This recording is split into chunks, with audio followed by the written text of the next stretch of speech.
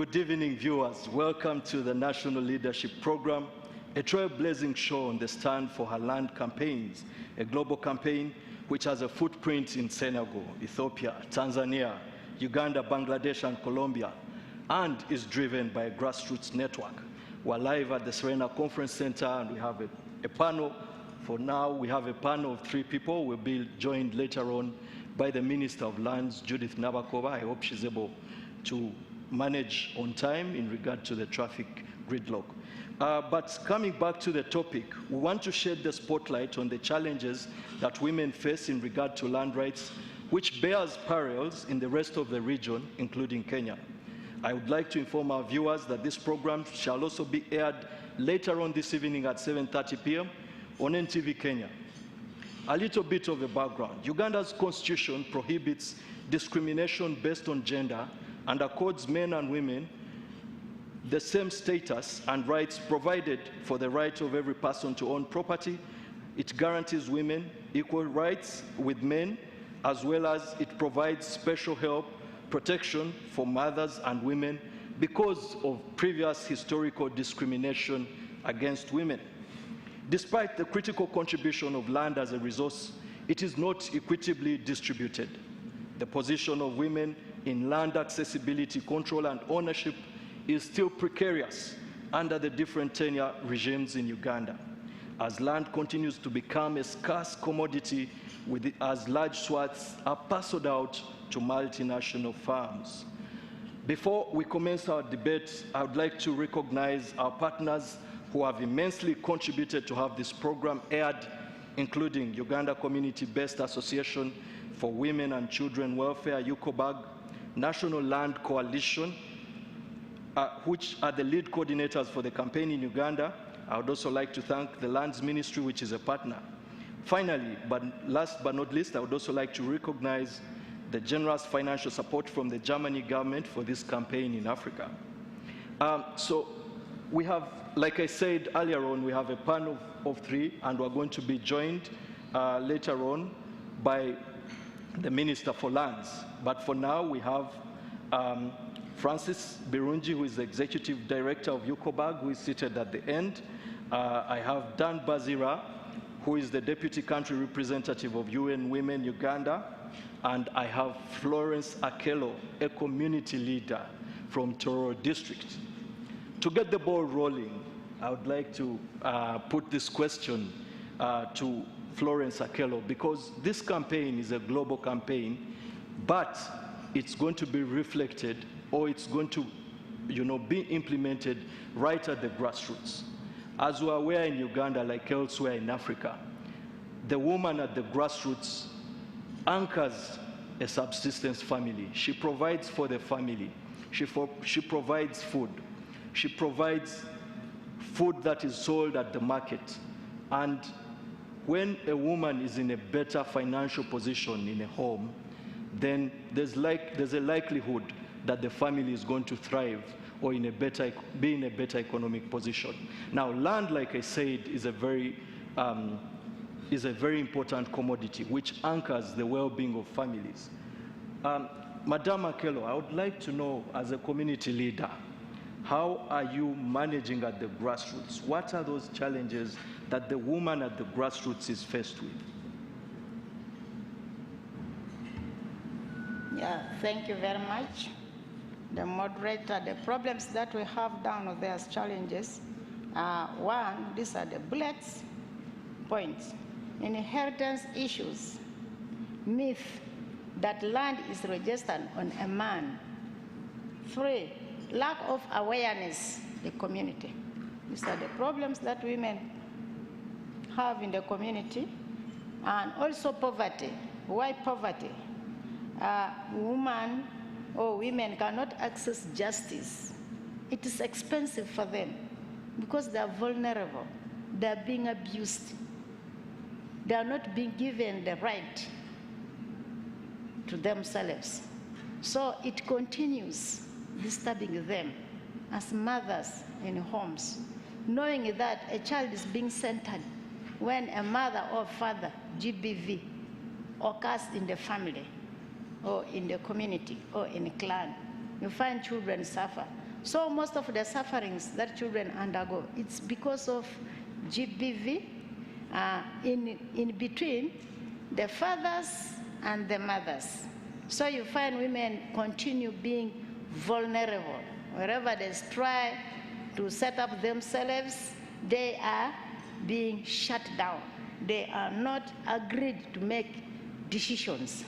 So you find vulnerability continues. Maybe just to ask you a follow-up question. You talked about a situation that women at the grassroots, many of them don't know that they have rights, for instance, inheritance, that they cannot inherit land. When government passes these laws, and later on when the minister comes, we'll be able to ask this kind of question because she is the implementer. When government passes laws and these sound policies, which are quite progressive, do any officials come down at the grassroots to look at the issue of implementation, for instance, to ensure that, for instance, some of this jargon or whatever it is translated into the local dialect of communities, that women are briefed, that women are told about their rights? Does this process take place? Yes, it takes place because we have some organizations that come down like LandNet. It came down to empower women through UN Women, empowerment of which tries to address the issues of women. Women have many issues, but through the empowerment of LandNet, they have tried to come out because LandNet trained them and gave them a lineage of ways of managing these issues in the families, in the houses, and at large in the community. LandNet trained some of the champions which were elected in between the stakes of the community or the leaders, like the spiritual leaders, the community volunteers, teachers, cultural leaders, which are able to address some of the issues affecting the women in the community. Thank you for that. To bring you in, Mr. Bazira, as a development agency, UN Women works with governments and NGOs to advance gender equality and a society's ability to define within a broad system of the rule of law to establish institutions that can enforce property rights to land is the edifice of economic development. How is your work impacting on this aspect? Thank you so much, moderator, and I'm privileged to be part of this panel this evening. I truly appreciate the effort that this is bringing on board in terms of championing this campaign, because at the end of the day, what we are looking at is how can we enable women to air out, to voice out on the issues that pertain to land. As a matter of introduction, I must say that I'm coming from UN Women. Now, UN Women is a dedicated United Nations entity that is dedicated to gender equality and empowerment of women. And we are a global champion for women and girls that was established to access progress on meeting their needs worldwide, and of course, Uganda inclusive. Our kinds of intervention is anchored around 4 pillars. The first pillar is ensuring that we end violence against women and girls. And definitely when we are talking about issues that rotate around the land, this is one of the areas that we are trying to address. The other aspect is around ensuring that women lead, participate, and benefit equally from governance systems across board. And we do this through different engagements, as I will be highlighting in line with this campaign. And then the third pillar is around ensuring that women have income security, decent work, and economic autonomy. And therefore, when we are speaking particularly about land, you will find that it's a cross-cutting issue across all our these areas. And then the last one is around ensuring that women and girls contribute to and have a greater influence in building sustainable peace and resilience, and then benefit equally from the prevention of natural disasters, conflicts, and humanitarian action. And then the other cross-cutting aspects is to support on the normative work, and that's where we have legal frameworks that pertain to particular issues. Now, going by your question, I must state that as we champion and support the government, because we are a member state corporation, as we support the government in advancing its national priorities, there is a role that we play. We fully agree and appreciate the level at which the government has really supported on issues that relate to women and girls in the country. And particularly speaking to the land, currently we have like 5 legal frameworks in Uganda. The first one is around the Land Act. It's a legal framework that we have. The second one is around the Succession Amendment Act, which was previously a bill, but around February, and we appreciate His Excellency that he ascended to it. So that's the second legal framework that we also need to look through and see what are the provisions in there, and therefore what can we do to ensure that actually what is provided for in this act is actually addressing the needs of women. And then we have the Administrator General's Act as a legal framework, and it has provisions that actually also look into the needs of women around the land, and then the Penal Code, and lastly the National Land Policy and Gender Strategy. Now, moderator, I want to say this, that women's equal rights in inheritance and access, control and ownership of land and other productive assets are essential for realizing their rights to equality and to adequate standard of living.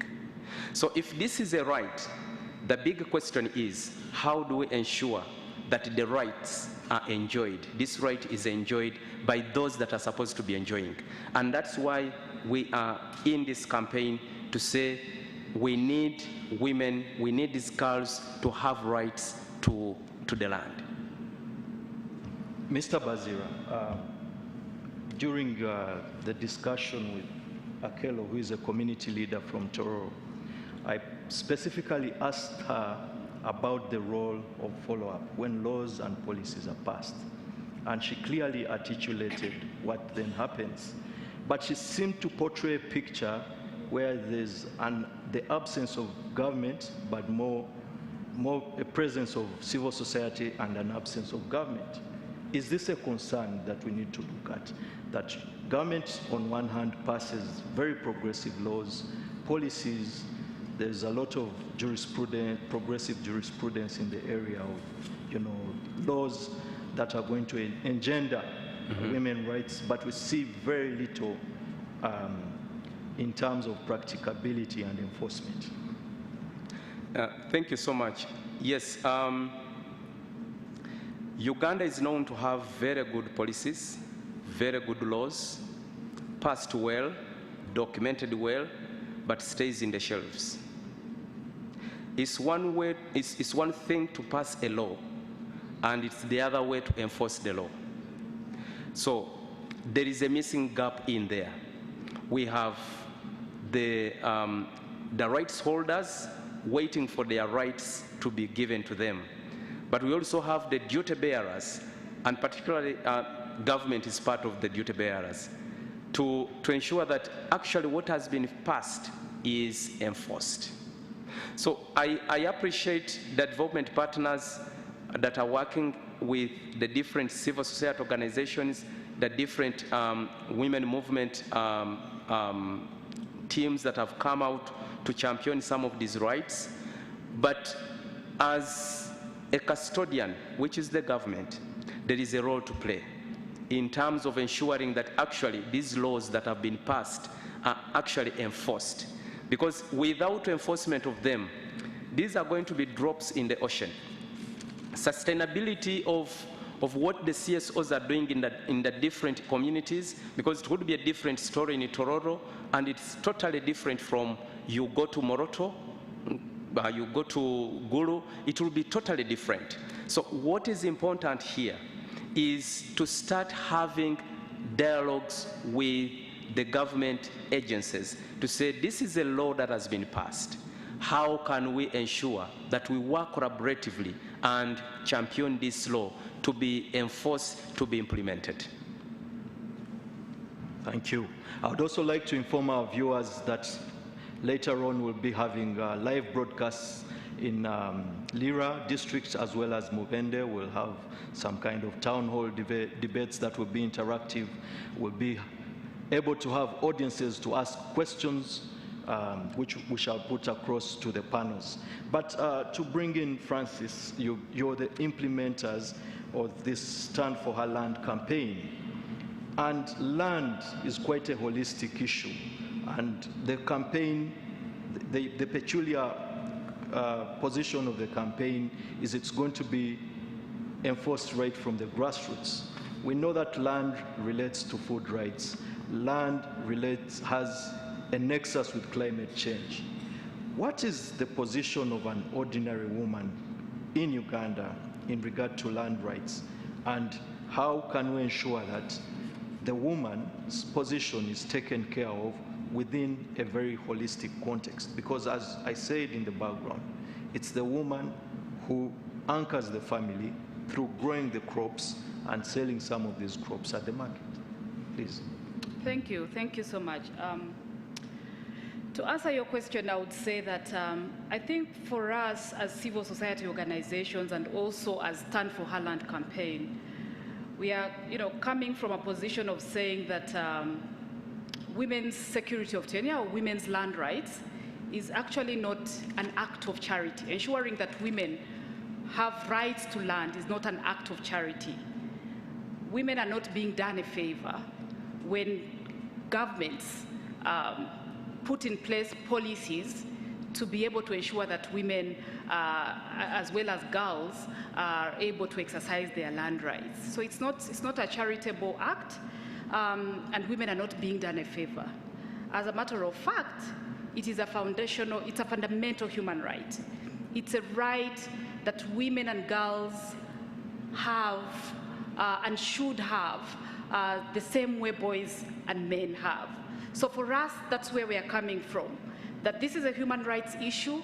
It's an issue that affects women, girls, boys, women equally. So women have to be looked at as equal human beings who have equal rights to land, to access land, to own land, to inherit land, and so forth.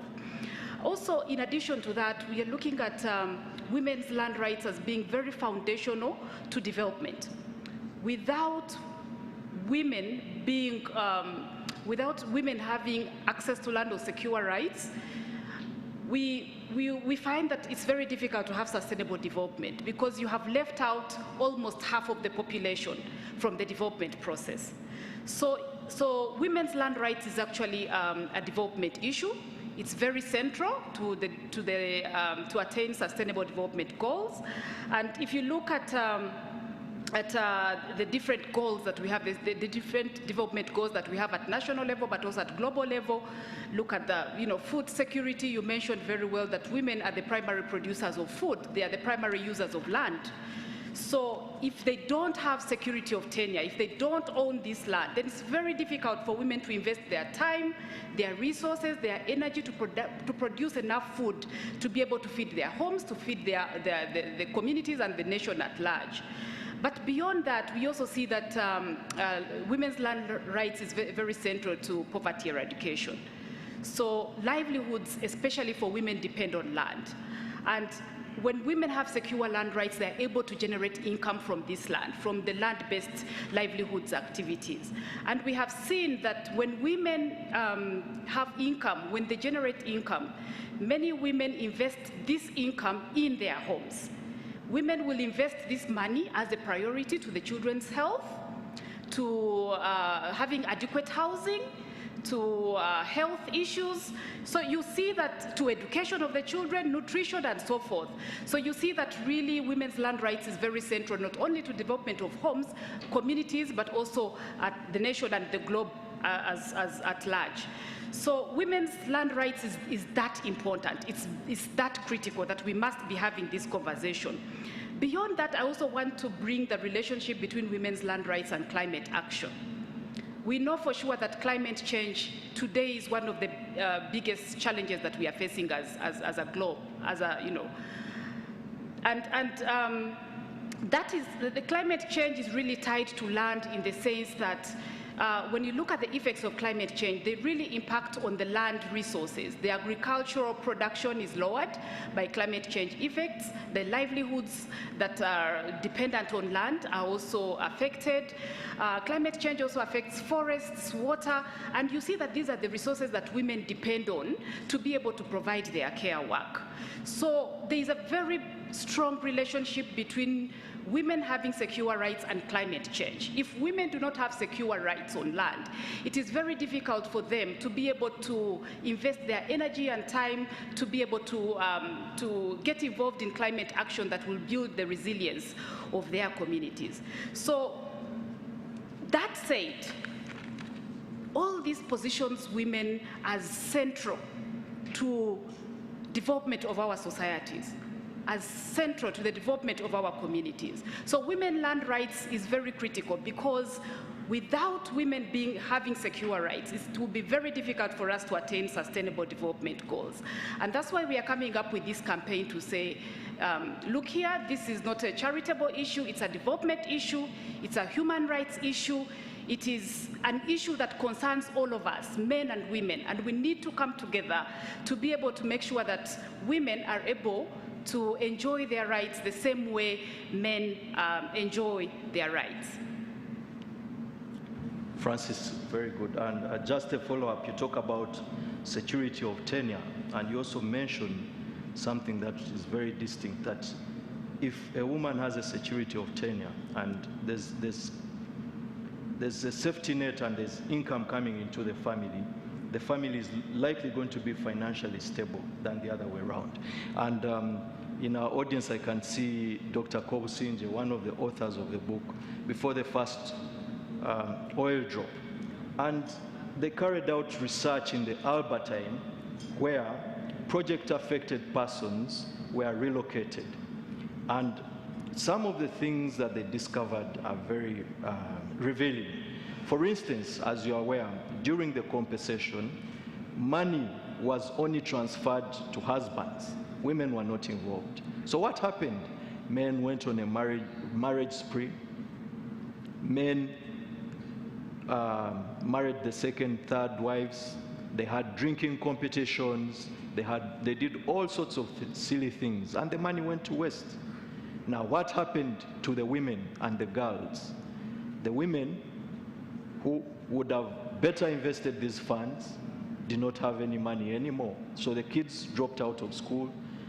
Now you have a crisis in the Albertine where women are wandering with their kids. They've been abandoned by their husbands. So typically, this is a lesson to learn from. But to bring you in, Akelo once again, many times when we talk about women land rights, we gather in such confines, people wear suits and ties, and we have this elitist talk. Do you think the problem is that we are not reaching out to the woman at the grassroots? We are not simplifying these things. We do not have a toolkit where we can come and tell the woman at the grassroots, the woman in the village, that you have a right, that if your husband is going to acquire a loan from the bank, they need spousal consent. They need you to consent. That if you have a chivanja, where you have an equitable interest in land, you can auction your chivanja and you get credit. You get a credit facility. Do you think the problem is that many of these things are simply done in the confines of such space, and we do not come out there to educate the woman at the grassroots who anchors the economy of this country through agriculture and through subsistence farming. Yes, thank you, the moderator. The issue is, whereas the bylaws were formed by the government, but the implementation is very low. There is need for strength of the implementation for the process of the women to benefit. That's one of the issues. And also there is need to fund the organizations which are helping women at the community by the government, so that all these issues will be suppressed down. There is also need to add more bylaws. If others are not functional, there is need for the bylaws to be amended so that the women also benefit. They have a right to eat. They are human beings. That's why we're campaigning seriously for the women to benefit too. We want to fight off the poverty. Women are near children. Thank you. You talked about men getting money and going away for marriages. The woman intervenes this and remains suffering in the home. The husband goes for concubines, uses his money. Mama is there with her children around the environment. Tomorrow he gets problems, he comes back with HIV, he comes back with his boredom, he comes and batters the woman at home. Why can't a girl child drop out from school? Gets pregnant, runs away. So many issues come to children. So the campaign is to be strengthened for the women to have a right to learn. Thank you. Akelo, let me ask you this question. We have a new campaign, Stand for Her Rights campaign. And we've had previous campaigns. What do you think is critical to ensure that this campaign builds on the success of the other campaigns and has tangible results at the grassroots? What should we put into this campaign? Because you are the key stakeholders. What we should put into this campaign, the government must help a woman down in the community through formation of the groups, registering their groups, in order for them to share their decisions and problems. Like LandNet, that came in to champion some of these issues that the women have been having down there, quietly, in a black room. It championed it out, whereby when these champions were identified and trained to do some of the mediations in the households, some of these women are now empowered. One of them is me. I was in a black room, but through the UN Women and LandNet, women came out, champions of Tororo, big numbers women. There were 45, but men dropped out. Right now we have 28. Big number is women. They are out of darkness. They are trying to solve out the issues which lather around other women. Mitigations are going on, mediations are going on, reporting, so that they come out of these issues. So the best way is to report, to medicate, and to ensure lobby from the government, these women come out of the problem. I think that's a very practical example of how information and the ability to sensitize women at the grassroots can produce very tangible results in regard to the rights of women in regard to land. To bring you in, Mr. Bazira, we know that in Uganda, the situation for a woman remains precarious. We have patriarchal societies, we have cultural idiosyncrasies that do not favor women. We still have very primordial cultural practices like wife inheritance. In a society like that, how does a woman, her own land? So women have access rights to land, but they don't have ownership rights. And we also have many complex situations. Polygamy, for instance. We have polygamous families. How then do you take care of the other women? So how do you deal with these kind of issues when you're giving support to government and civil society? Thank you so much once again. And I want to build on what my fellow panelists have just mentioned. So each time we are talking about women's land and inheritance rights, if we are to take it that way, we are speaking around like 4 critical areas. The first one is economic empowerment. Because if you enable a woman, a girl, a child there to own the land, somehow you'll be addressing aspects that rotate around economic empowerment. The other aspect, which is very primary, and that's what the lady from Toro mentioned, is around food security and agricultural productivity. The government of Uganda did an analysis, and statistics indicate that each time there is no access and control over land, there is a reduced agricultural productivity rate of 5 to 11%. So then we are speaking towards something, towards a resource that need to have the right owners own it. The third aspect is around climate change adaptation and mitigation. My colleague here mentioned about that. So each time we are talking about the right to land by women, if they don't own it, then somehow we are either causing the negative effect that propel aspects around climate changes. And then the other 2 aspects is around peace and security. You notice that access to land, control to land, right? If it is not addressed, then there will be issues that will come out that relate to peace and security.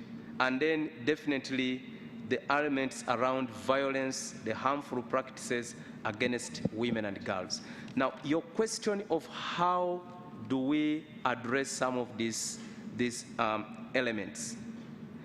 As a UN entity, and particularly where we are advancing aspects that relate to gender equality and women empowerment, number 1, we support the government. We engage with the government. We all know that early last year, we launched, and the President, His Excellency, signed off the National Development Plan 3. And the National Development Plan 3 has a pillar on agro-industrialization, which is anchored around land. And statistics indicate that when you talk about agriculture, women are the first individuals that are actually interface with this sector. So if it is a priority within the government, then us as a UN agency and working with different development partners, we ensure that we dialogue with the government on these particular aspects that relate to access and control of land, and ensuring that women actually have the right to the land. We have seen where, women that have lost their husbands, and they have been thrown out of houses, they have been denied access to land, they can't even use it for even farming for their families. And those are some of the issues that we come out to say, can we find a mechanism through which we can address some of these issues? So that's number 1. The other aspect on how we address these issues that relate to access and control of land is ensuring that we work with the different civil society organizations, we work with different women groups to come out as a voice and then show that actually this is an issue that the government needs to come out and address. the development partners need to come and support. So partly that is how we are working closely and working with government to address some of these issues. Okay, once again, we're debating the Stand for Her Land campaign and looking at very practical solutions of how we can roll out this global campaign to the grassroots. We have a number of, we have quite a rich audience today, and I can see a number of people, including women who have traveled from up country to come and attend this debate. So I'm going to give an opportunity to anyone who is part of this audience this evening. You mention your name kindly and the organization you work for, and you ask a question which you can, ask one of the panelists to answer. But do this very briefly and be precise. Yes, please, I see a hand over there. Your name, please, and the question and what you work for.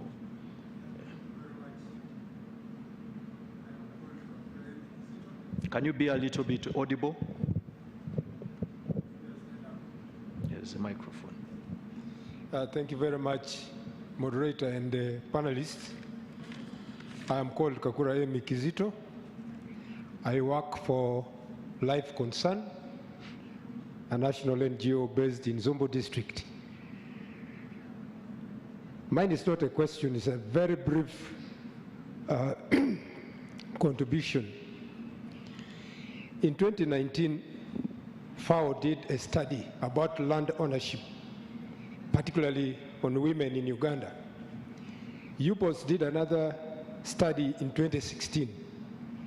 Both studies indicate that only 26.7% of women in Uganda own land.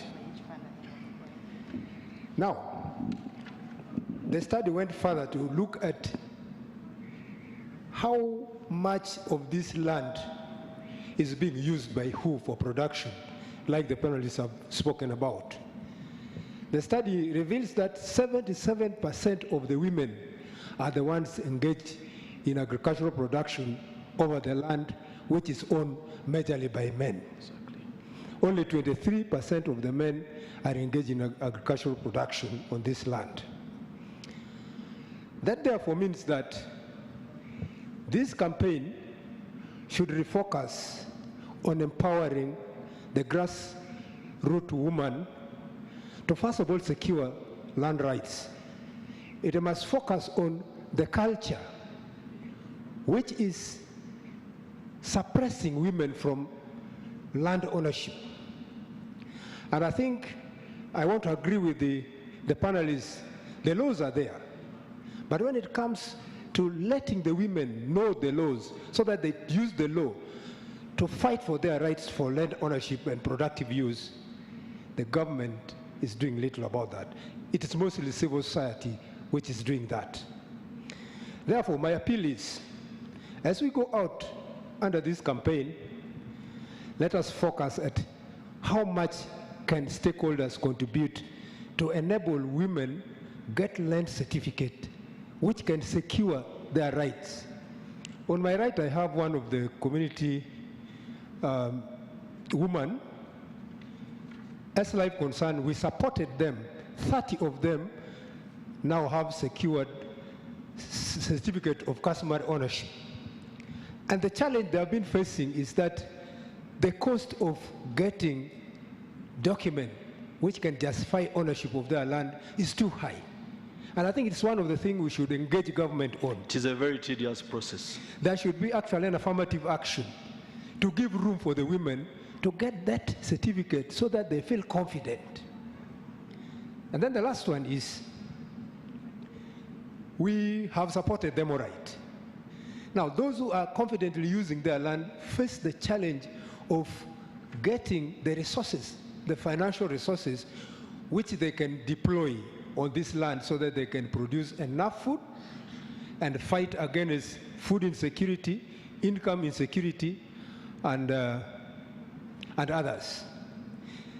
And the challenge these women have been telling us is that when they go to banks, even if those who have certificates, the amount charged, the collateral, the demand is so high that many of these rural women cannot afford.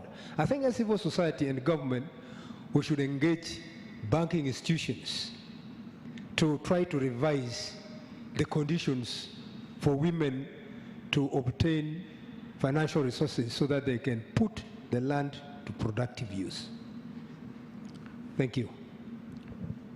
I don't know whether I should, first put some of these things that you raised to the panelists here, so that we don't lose count of what he's saying, because it's mentioned very many key aspects of this kind of debate. So maybe I ask one of the panelists to answer these questions. In a nutshell, you talk about the extremes. Women are the ones doing most of their productive agriculture, 77%. Those who own land is just a paltry 20%. And government keeps talking about these lofty ideas of middle income status in the national development programs without inculcating these aspects into, or putting all these things into context. You talk about the issue of collateral. How can a woman borrow or access financial facilities or credit from the bank? Many times it turns out the man even has the land title. You talk about the issue of getting customary certificates of ownership and how the process is tedious. You must go to the land committee in the district and all these kind of things. And these women are not educated in this area. Maybe to bring in Francis, what would you say about what our guest says here? Thank you. Yeah, very good issues that have been raised there, very pertinent issues. But for me, it takes me back to where is this coming from? Why are we in this situation? And I think he slightly alluded to it, the issue around the system within which we operate, which is patriarchy and this associated social norms, discriminatory social norms and cultural norms that discriminate against women. So when he talks about all these issues, about the fact that women are not owning land, it's a very small percentage is owning land, it comes from somewhere. There is a root cause. What he's mentioning are surface issues that we see. The fact that women are not documenting their land, the fact that women are not accessing financial resources, all these are surface issues. But before we even start that conversation, we should start from where does this come from? Where is the root cause that is causing all these surface problems that we see? And many times as actors, as land actors, we invest so much time and resources around surface issues and consequences, and we shy away from the root causes, and that is not sustainable. We still end up having the same issues re-emerging. So I think, for me, the most important thing right now is for us to think about how can we have action around making sure that we put in place programs, we work together, we work with grassroots communities to interrogate some of these social and cultural norms that discriminate against women. Because for sure, not all of them are negative. There are some that are really progressive, that really advance women's land rights. But we really need to support communities. We need to work with communities. Grassroots women can do this to be able to interrogate and see which are those cultures, which are those social norms and practices that continue to discriminate against women, and how can we be able to transform them, to shift them from more progressive norms to more progressive norms that can support women to be able to inherit, to be able to own land, to be able to document their land, to be able to therefore access financial resources. So for me, that is the starting point, that is a very critical challenge that we have, and the Stand for Her Land campaign is coming to say that, look here, it's time for action. It's time for action, and this action should be around working to be able to transform these norms and practices. Just having the laws and policies that are progressive is good, but it's not good enough. We need to do more, and that is what the Stand for Her Land campaign is standing for. It's time for action. It's time to engage around these issues, not to shy away from them, so that we can transform them and be able to support women to be able to access some of these services. The issue he mentions around certificates of customary ownership, indeed, it's very difficult.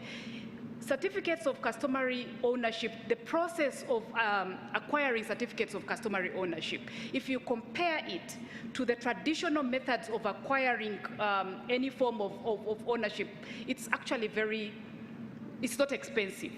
But when you look at an ordinary woman, that 10,000 or that 5,000 that is required by the recorder, by the sub-counties, is a lot of money for the grassroots woman. So I think beyond thinking around registration of customary land, we need to think about how do communities define ownership? Is it only through registration that we shall have security of tenure for women? Or do we want to go beyond and interrogate these issues and understand how do communities on customary land define ownership? What is ownership to them? And does this definition actually provide the security of tenure that the woman needs? If not, then we need to think about alternatives that, okay, yes, we can have the certificates of customary ownership, but how can we make the process very easy, very affordable, friendly for the realities that women live in the communities? He talked about affirmative action. It's possible if we think that is the best way that we can support women to be able to have. So it's really about being intentional as government, as development partners, as civil society organizations, to really have these deep conversations and say, this is the reality. How do we support women to be able to acquire land and to be able to have security of tenure over this land? Thank you. Exactly, and thank you for your contribution. I agree entirely with you that the question is about mindset. In places, for instance, where there are customer tenure systems of ownership, for instance, when an investor comes and wants to acquire a parcel of land, why should the conversation only involve men? Why do we have this very archaic system to imagine that the place of a woman should be the kitchen? Why don't we have women participating in this kind of debates that they are part and parcel of discussions, because they anchor families? If a secure family is anchored by this security of tenure. There was someone before we took this, someone else who wanted to ask a question. Kindly put up your hand, and there are a couple of hands. Who should I choose? Let me start with her. Your name, please, and the organization you work for. Okay, my name is Susan. I work with Ukobak, Grassroots Women. Thank you very much. When it comes to stand for her land as a woman, we have that side of the grassroots, the women are the grassroots. They have a problem of sensitization. And in case of sensitization, they need to be helped. So we find that these women have problems of the offices, where to go, transport, and what. The government has put these offices like the Area Land Committee, but it has not financed the Area Land Committee to do its work. You find that it becomes very difficult. If, like now, like in Ukobak, they have tried to help the women by enlightening, by giving them courses on every village to make sure that they get to know their land, their land laws. But again, after knowing that, they need more help so that they are pushed. So how will the government work together, hand in hand, with these organizations that are helping us, that are sensitizing, to make sure, because in Uganda we say, if you find someone, if someone comes to help you mourn, for you, you mourn again better. So if these organizations are coming up to help us, the grassroots women, to know our land rights, the government should do more But when an organization comes in our villages, they are helping us to know it ends there. So you may find that the organization has come, but after coming, they leave, because sometimes they can come work for contracts, they go. So that one ends there. Women get problems, they look for where to go, they don't even know. These things, financing is very expensive. Offices are very far from these women where they could go and get the help. So I am still requesting the government to bring the services near to the people, because these things help even those grassroots women. Some of them are ignorant. Okay. She can reach the office. She's not able to be helped. Thank you very much. Thank you so much for that question. Maybe let me take one more question before we have a break. Yes, right over there. Kindly be precise so that we are able to take more questions. Excuse me? Okay, it's fine. Please go ahead. Yes, I'm called Mastula Nachisos. I'm a grassroots women leader from a grassroots women community-based organization. Since we want to put women in front, especially grassroots women, we are talking about laws and policies, but we don't understand the laws and policies you are talking about. My question goes to the government. I don't know if it's the government among the panelists. How are you planning to translate those laws into our local languages for us grassroots women to understand what we are going to do? If we are able to have land access and control over land, we need to know these laws, policies, and what in our own languages. How is the government planning to translate those policies? Thank you. And again, I want to finish with supporting Madame Akelo. You asked her, how is this Stand for Her Land campaign going to be different from other land campaigns which have been going on? Since this is focused mainly on grassroots women, I think we are assuming to have fruits from this campaign. We are engaged from the start. We are working together with civil society organizations. They are including grassroots women.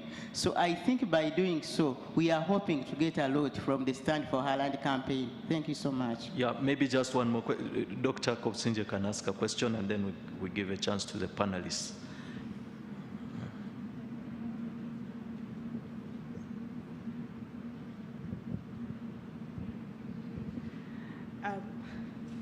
I'm Dr. Doreen Kopsinje, and I am the facilitator National Land Coalition. Mine wouldn't be so much of a question, but I want to make some contributions. At the start, Emma Mutaiziwa mentioned about such campaigns remaining, like for example in Kampala or in the boardrooms, and not reaching the real beneficiaries, the women that are supposed to benefit from this campaign. And I would like to make it clear that even when you look at the participation in this room, I believe majority are women that are representing grassroots organizations. That means we have changed the approach.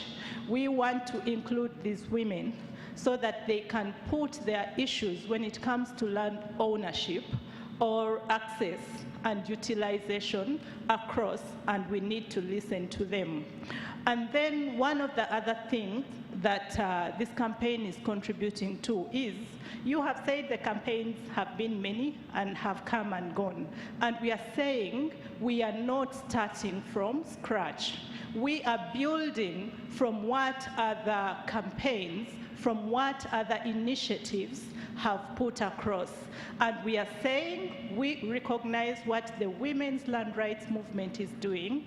We recognize what the legal service providers, LAPSNet, is doing. And we are saying let's join and then speak with a stronger voice. Then the other thing that I want to talk about is the legal issues.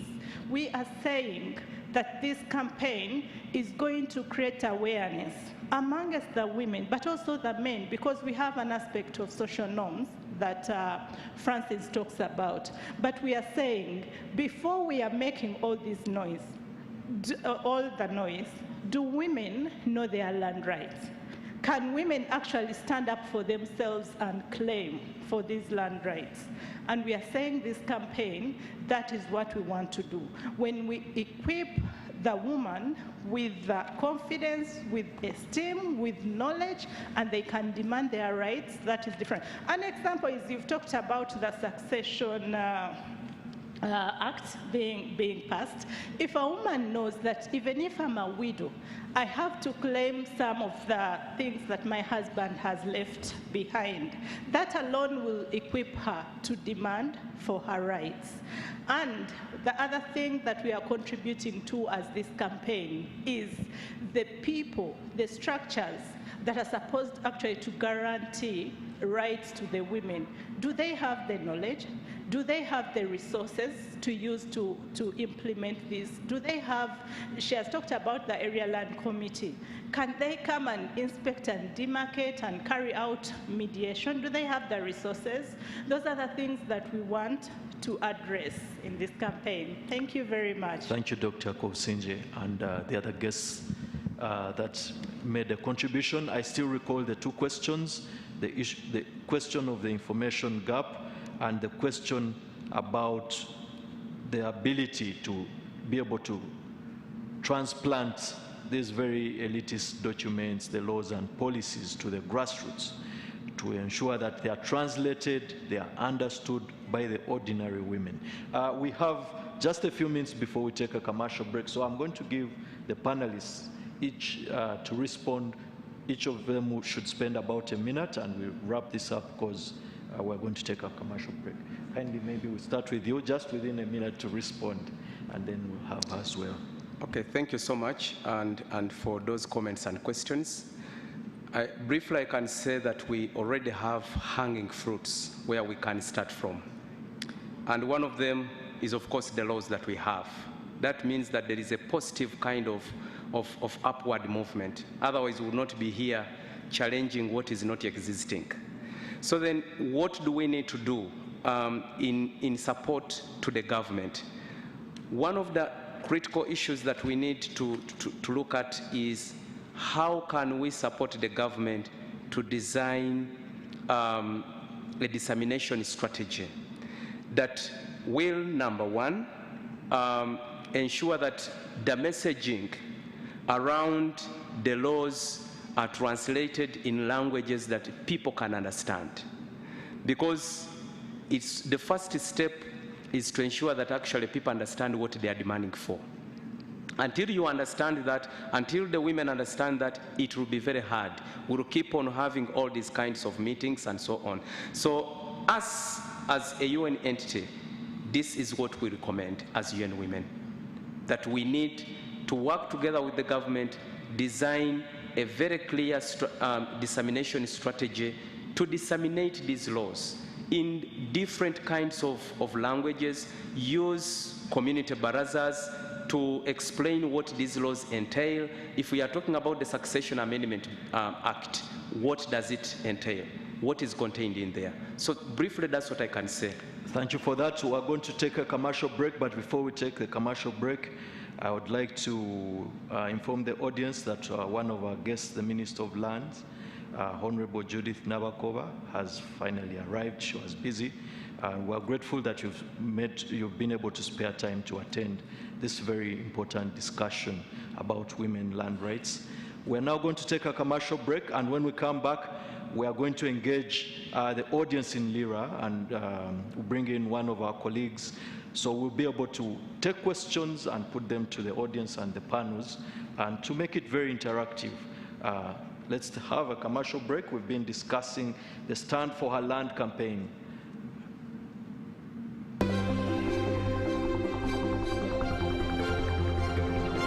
Well, welcome back, our dear viewers. We continue to discuss this subject. Campaign, a global campaign, which we are trying to entrench right here in Uganda. It already has footprints across Africa, in Tanzania, in Senegal, and elsewhere. And we've been joined by the Honorable Minister for Lands, Judith Nabakova. The audience here has been eagerly waiting for you, and they had a number of questions, so we'll come to you. But we are also going to be later on joined by our colleagues in Lira and Mubende, who are carrying out some kind of town hall debates in regard to this very important issue that is looking at ensuring that women take lock, stock, and barrel of a campaign that ensures that their rights are protected, that the woman at the grassroots is empowered, that there's sensitization, that when laws are passed, the woman at the village is empowered to ensure that she has a right to inherit land, to ensure that when her husband is acquiring a loan, they should seek spousal consent, to ensure that if she has her chibanja, she can mortgage it and get a credit facility. Honorable, what in your view is hindering women from securing appropriate land rights to place them at an equal pedestal with men? Thank you very much, Mr. Moderator, and good evening, everyone. I want to thank the organizers of this dialogue for having given it the due attention, because it is long overdue. And the topic we are handling today, it is such a delicate topic, but we all know very well that our interests are in having everybody getting security of tenure by having their land rights registered in one way or another, including the women. Going back to the question you've asked, we think that the negative cultural practices impact on women's rights to register their land. Of course, the Constitution, Article 33, is very clear, but still with culture and the negativity, you realize that we need to do a lot to make sure that we break through the cultural norms to enable society and people understand that it is a right which women should also be given an opportunity to enjoy. We are looking at also the inadequate awareness amongst women, especially on the procedures to register land. The procedures are there, but when you move deep down in the villages, you realize that there is little information on the procedures, on the processes of registration, surveying, and I believe that we can do a lot with the CSOs to enable this information trickle down from up to the bottom, where the women in the different villages can be in position to access, but also now practically engage themselves in applying for titles. And we have also seen scenarios where educated women fear, or I don't know how I can put it, to register land in their names. They couldn't be knowing the procedure, but if somebody wants to buy land, they either want it registered in the names of their brother, if not their brother, maybe she has a son, probably a son. They feel if it is registered that way, they are safe, but not knowing that they are hindering themselves in making progress and development, because there is no way, if land is not registered in your names, that you can walk up to the bank and get a mortgage. It will be very difficult. You cannot actively engage in serious business if you don't have a title. We are looking at a title as collateral. So if women fear to register land in their names, then definitely they will appear as if they don't have land, yet practically they do, but it is registered in someone else's name. So aggressively, we need to sensitize, educate them on the benefits of registration and probably owning a title, because title is concrete evidence of ownership of something or a piece of land. That's all I have. Honorable, you make very important points, and maybe to drive this home, our system follows the Torrens system, which was adopted from Australia, and it has two very important principles, the curtain and mirror principle. So in essence, to put this in very simple terms, yes, the person who appears on the title, who is registered on the title, is taken as the owner, because the title there's the principle of indivisibility of title. But I would like to bring in our correspondent from Lira, Julius Ochen, who is with an audience that has been following this debate since we started at 5 o'clock. Julius, I hope you can hear me from wherever you are. Please, can you enlighten us about what are the concerns of the people in Lira who are part and parcel of this debate, the Stand for Her Land Rights campaign? Thank you very much, Emma. Thank you very much, Emma, from Serena Conference Center. My name is Julius Jen. Good evening, viewers. The situation here is cool. We are enjoying the evening breeze from Margarita Hotel in Lira City, northern Uganda. Here we have participants drawn from different organizations, including women from rural area, religious and cultural leaders. They are here and they have been following the discussions keenly as it prevails. They have issues that they would like to raise as per the discussions that have been going on. As you are aware, human rights for women is a fundamental human rights for gender equality. So at this moment, I would like to take this opportunity and welcome the participants who have been following the discussion very eagerly, and they want to contribute and say questions. Please, I ask you to be precise and to the point, as time is on our case.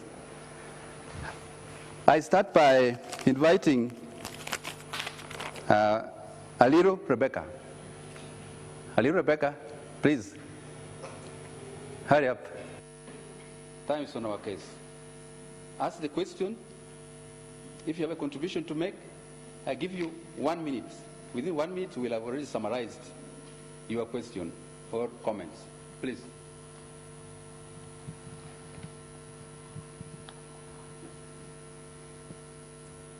Thank you very much, all of you who are here and those who are live on NTV. I'm by the name Rebecca Aliro. Aliro is not around. Aliro has gone. I'm the widow who has been suffering with the in-laws chasing her away. The husband has died. I've been chased away 3 days, sleeping outside, not knowing what is going on. By the time I knew, they were having the thing of land dispute. They want my land, which we bought with my husband, the late husband. By the time my husband died, they chased me away. I was not aware. I went to LCs, but they did not settle my issue. I came to sub-county, they did not settle my issue. I came to the office of land dispute. They went back and they wrote for me a letter. They went and settled my issue. At this time, I'm now staying in my home, in my land, whom my husband left me on. Thank you very much, people, the Office of Land Dispute, for helping me. You have helped me a lot. Thank you very much. Thank you, participant. Let's hear from Molly. I'm Molly from Oyam. I'm really grateful to be here and for the DC program.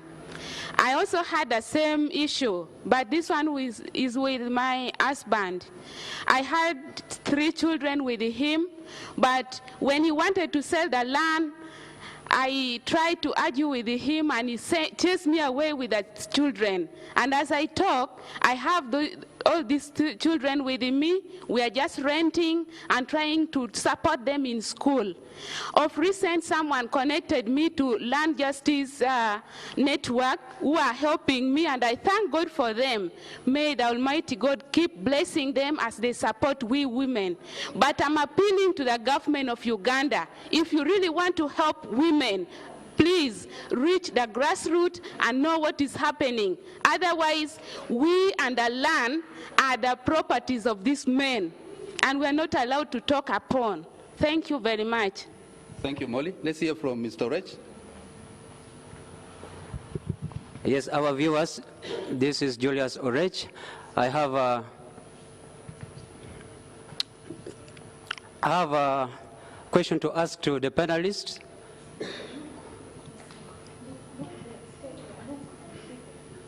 Have a question to ask to the panelists in matters concerning land. I've been a beneficiary of several capacity building on women's rights, especially on land, organized especially by Land Justice Network Uganda.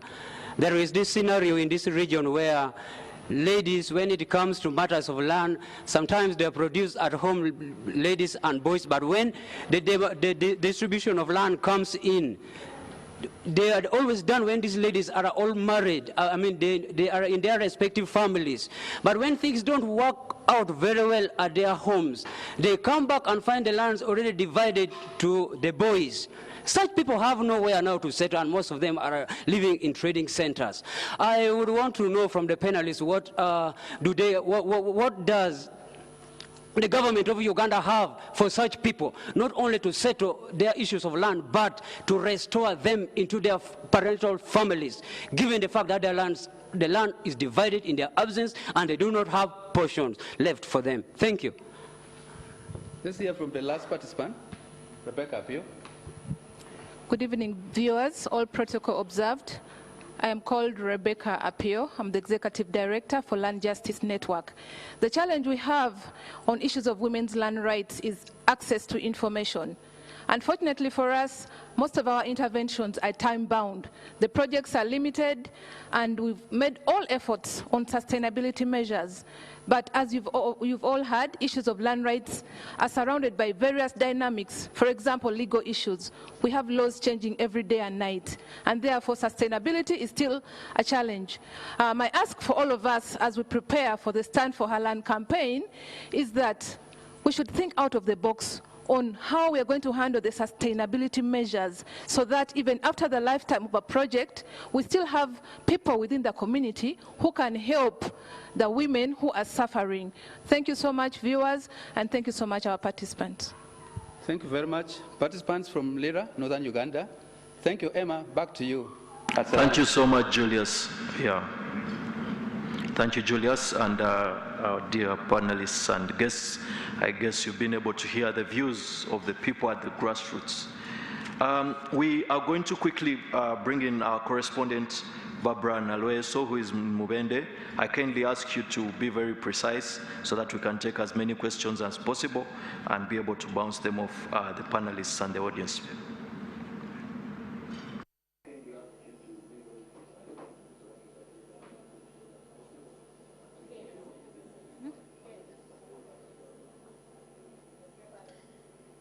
Thank you, Emmanuel. Here in Mubende, we have issues.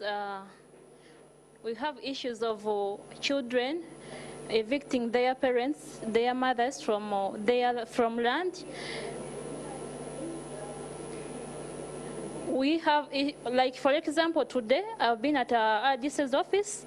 I found there a lady, a 60-year-old lady, claiming that her sons are chasing away from her land, that they want her to go back to her parents. Imagine at the age of 60 years.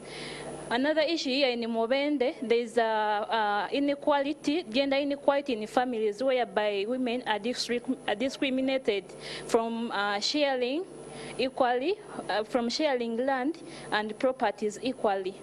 Then another issue in Mubende here, we have an issue of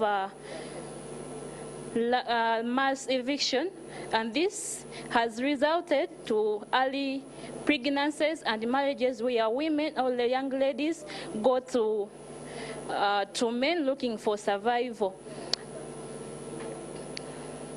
I'll be giving some of the participants who are going to represent this honorable group from Mubende with their views. Thank you so much. I am Eunice Aisha, a community leader from Mubende, and I'm here by giving in my views and thanking UCOBAC and the partners as well as the government for involving us women in this act. I take this opportunity to welcome you all viewers. We have some challenges in Mubende which I have identified. For example, there is a problem of customary stroke social norms. There are some people who are still backward following those social norms, and it has hindered our women from accessing their land. And also, some women are illiterate, and they are not. There is lack of awareness on land. So there is need for identifying such women and also teach them or create awareness such that they can access their land and know how to use their rights on land. Also, we have a problem of death of the spouses, whereby these ladies or women have been violated and chased out of their homes and land because their spouses have died. So relatives take advantage of that and chase away those ladies or their spouses to the late, and their children end up being misplaced and they are denied their rights. And also there's a problem whereby there is a problem of inheritance. Some are still having that problem whereby they take girls not to inherit their parents' property. So I call upon the government to intervene in this matter and do some sensitization and all the needful with those acting or NGOs. Thank you so much. Aisha. Thank you, Aisha. We are going to have our next participant. Thank you very much. I'm called Akelo Cecilia Layo, a teacher by profession. I thank COVAS for sensitizing us in Mubende. Now, my questions are, as the implementers of this campaign, how is the campaign going to help us, the grassroots women whose land was taken? Are you going to put on an office in every district, or where shall these women be going to put in their complaint? 2, why can't the government put there different offices for women only to handle women land issues? 3, how can this campaign help us to change the social norms transformation, which can help our communities to change their mindset on the culture of their areas? 4, let the campaign awake all the laws that concern human equalities and make the country corruption free. Thank you very much. Thank you. Okay. Tweyanzige nsaba munzikirize njogere mu Luganda. Amanya ga mpitibwa Nakate Oliver nga nviridde mu ggombolola ly'Ekiyoni mu Mubende district. Ensonga esinga okutuluma wano nga Mubende nti omukyala wa Mubende alina okutulugunyizibwa okungi bw'agenda okuddukira mu maofiisi agalina okutuyamba. Ofiisi yagenda mu kye bayita endwadde ey'enguzi. Omukyala owa wansi talina ssente zisobola kumuyamba kumutuusa ku kyayagala. So omukyala n'asigala ng'ali mu kubonaabona n'atafuna kuyambibwa kwonna ate nga alina obwetaavu. Ekyokubiri, tuyina obuzibu, tuyina obukulembeze obw'ebitundu. Omukyala wa wansi bw'aba alina embeera emutawaanya asobola okugenda ku LC1 asobole okuyambibwa. Naye obuzibu bwe tusanga omukyala oyo bw'atuuka n'annyonnyola ensonga ze, ngeza nti omukyala yadde balimye bakungudde, omwami atunze ebirime byonna tasobodde kufaayo kuyamba bantu be n'amaka n'abaana be. Omukyala bw'agenda mu ofiisi eyo ate chairman akubira mwami n'amukubira asobole omubuuza ebituuse ewuwe. Omukyala kyagenda okukyaba asuubira n'atakifuna. Ekyo ne kyongera okuleeta obutabanguko mu maka. Ekyokusatu, tusanze obuzibu obungi ennyo nga wakati w'abaami eddembe eringi erikozesebwa mu maka gaabwe ne ligirako ddala omukyala eddembe erye lyalina okubeera nalyo ne lireeta omukyala okuba nga takyalina bwogero n'abanga omukyala takyalina maanyi gasobola kukola ku bintu byakwekulaakulanya olw'obutabanguko obuli mu maka ng'omwami tamuganya kukola bibye kusobola okuba kweyimirizaawo nekituleetera obwavu n'obutasoma bw'abaana baffe. Omwana bw'asanga ati amaka galimu obutabanguko kimuleetera okwagala ddona ez'abaana ba boodabooda ne zireeta abaana baffe obutasoma. Awe tusabira gavumenti eno nga bweri nti emanyi yajja okutuyamba ffe ng'abakyala era nga yimirirawo nga okuyamba abakyala ekwate obuvunaanyizibwa bwayo tuwe ofiisi buli sayidi buli wamu omukyala wasobola okutuukira nga atasobola okuyambibwa. Nze nno neebaza yukobaaka ekitongole kino ekitukutteko okulaba nga tutuuse mu kiseera kino abakyala abamu okuba nga basobola okubaako okumanya n'okubaako ke beekolera. Nyongera kusaba yukobaaka abagiteekamu ssente bongere tuteekamu ssente tusobole okukkiriza wansi abakyala baffe abawansi bonna basobole okuba nga bamanyi etteeka kyerigamba basobole okuba nga bafuna obuyambi mu gavumenti yaffe. Neyanziza neyanzeege okumpa akadde kano n'okumpuliriza bannayuganda bannange. Mukama abampeera omukisa. Thank you, Emma. Back to you.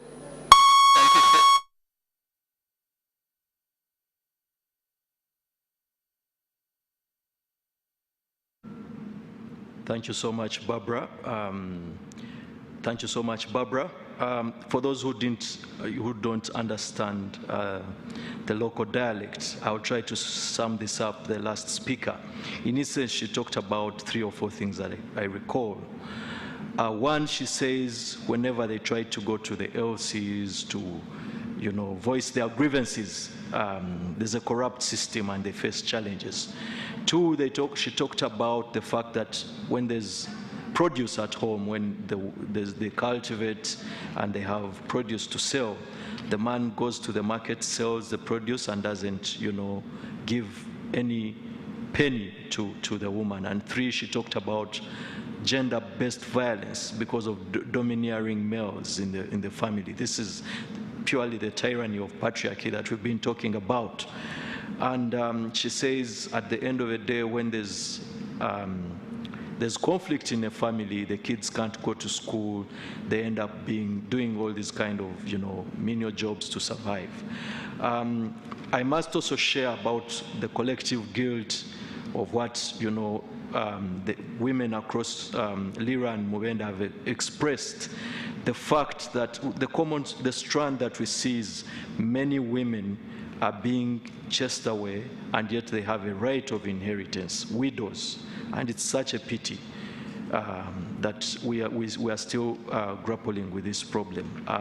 Honorable, perhaps you listen to the views of these women. How can we help that vulnerable woman? We have the land fund, I think, which has a facility. How can we ensure that we purchase land, for instance, of these vulnerable widows? Thank you.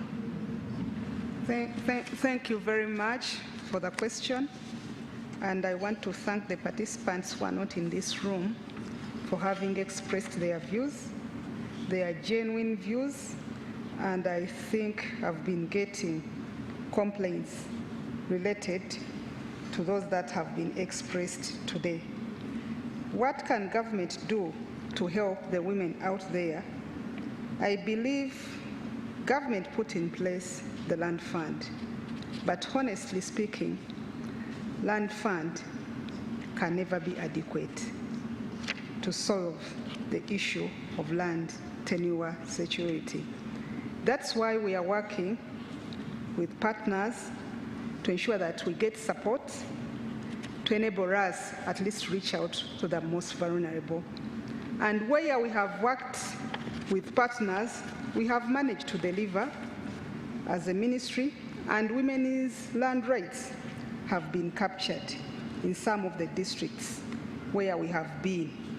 We have been to the areas of Agago, we have been to the areas of Namutumba, we are now in Apache, we are in Mbale, but we are not working in isolation. We are working with partners, and you realize that registration of women has risen in some of those areas. to 40%. We believe that if we continue doing like that, we'll have a long way to go in as far as addressing the women's land rights is concerned. But what we have also to do probably is to increase awareness and sensitization. But still at the ministry, you might find that we are thin. That's why we work through structures. The office of the RDC is on ground to monitor implementation of government programs. And we all know very well that the NRM manifesto specifically talks about land tenure security for women. The Land Act, when it comes to registration, Section 5, it also speaks about women and children, meaning that the laws are there, but we need to have a network of making sure that the laws are implemented to the dot. And we work with the right people who know the cause and why women must be registered, and probably how do we go about it. For the CSOs, I will encourage you to always make sure that at least you work with the offices in the respective districts. For us at the ministry, we are thinly spread because we have only 22 MZOs. But in each district, there is an LC5, there is an RDC with his deputy, meaning that if you go to that structure and they are straight enough, they will be in position to attend to the complaints of women. But there is also another office which we need to work with closely. That is the office of the Administrator General, because they take care of the properties of the deceased. Normally, for the past few months I've been in this office, you realize that most of the complaints, when you study them deep, you investigate, you realize that that office, there is no way you can handle properties of the deceased without working with the office of the Administrator General. So I would implore everyone to make sure that at least we always use those specific offices, work with them, sit, negotiate, dialogue, and at the end of the day, when facts are put on table, people appreciate and understand. In hard-to-reach areas, there is need to extend the legal aid services. Most of the legal aid services are concentrated in cities and towns, but a woman who is deep in a sub-county, which is hard to reach, you might find that when their land is taken away, they are evicted, it will be very difficult for them to get help if legal aid is not there, and it might be quite a distance for them to move up to a sub-county, probably to a district, to register their complaints. But if there is a CSO which can work as a link, then it can help most of the women at the grassroots level. Thank you so much. Thank you so much, Honorable. I'm just going to give each of you 45 seconds to sum this up, because in 2 minutes we should be. Okay, thank you so much. Yeah, just to say that I think from what we have heard from the participants that are, participating in this conversation remotely, I think the issues we have talked about is what the Stand for Her Land campaign stands for. That it's time to act. We have the laws in place, we have somewhere to start from. We have progressive and gender-responsive laws in place. It's now time for action. And this time for action should be around the issues that the women are speaking around, changing the norms, so working around transformation of laws, of norms that are discriminatory against women, strengthening capacity of land actors, especially at local level, so that they can be able to provide gender-responsive land administration, legal literacy, the Honorable has mentioned that, legal literacy, but also agency, giving space for women to be able to voice their own concerns, because they have a voice, they have the capacity to make the changes in their own localities, and finally provide resources. We need the Ministry of Lands to have sufficient resources to implement these laws and policies on ground. 30 seconds, Mr. Bazira, please. Thank you so much. Listening from my colleague and from the Honorable Minister, I think what is very critical moving forward is for us to engage with government, engage with development partners. Thank you. Engage with cultural institutions. Because as we speak about who owns land, I mean, last year, just in 15 seconds, last year, World Bank published a survey whereby 70% of land in Lango is owned by men, 5 by women, and 25 co-owned. So who owns land? Engage. And that will solve some of the issues. Thank you. Thank you, our dear viewers. Thank you for watching this program. Unfortunately, we've come to an end. We could have debated this for another hour. I would like to thank our panel, the Lands Minister, Honorable Judith Nabakova, Francis Birungi, the Executive Director, UCOBAG, Florence Akelo, who traveled all the way from Toro, who is a community leader, and last but not least, Dan Bazira, Deputy Country Representative, UN Women Uganda. We are going to continue engaging outside this forum. We are going to continue pushing for the things that are going to improve the situation of the woman in regard to land rights. For your host, my name is Emmanuel Mutaiziwa, and have a pleasant evening.